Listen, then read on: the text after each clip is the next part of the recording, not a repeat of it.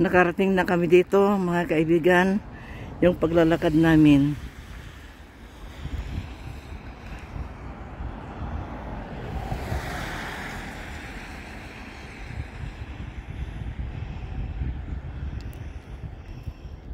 Ang ganda ng mga snow.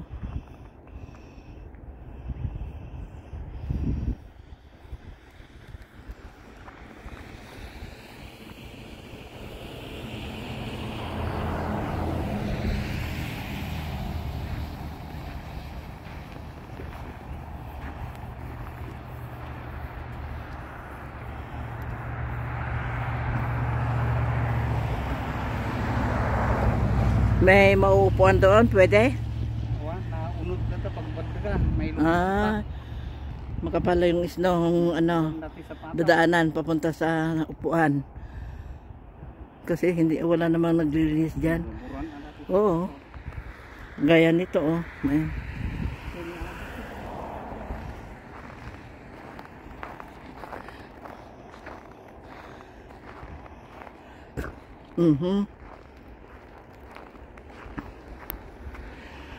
So, dito na.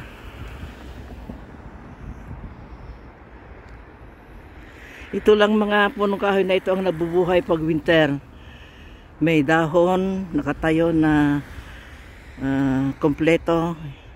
Hindi kagaya ng mga punong kahoy kagaya nito pag autumn, nalalagas na ang dahon. Dati-rati siya papunta doon. Doon kami naglalakad. Siguro next week papunta kami doon. Hindi na natin natingnan yung Frozen Lake.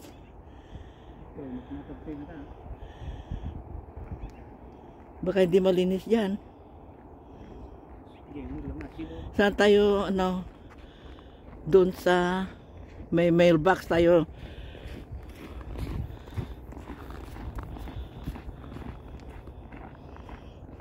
Doon tayo sa mailbox na ijay, ti dumano lang tayo sa mailbox sa tagpag sa ijay.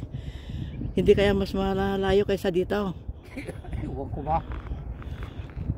Parang mas babalik na lang tayo dito, mas malayo doon. Oo, mas malayo kasi papunta ka pa. Dito pag nakagad diretso na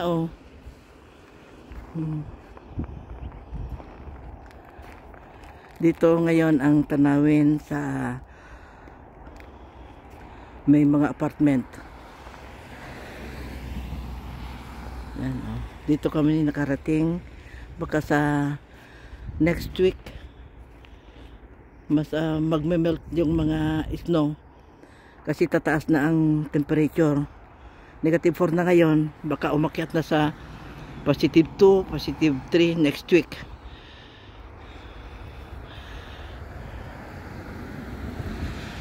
Hanggang dito na mga kaibigan, pagpatuloy ang panonood sa aking mga upload.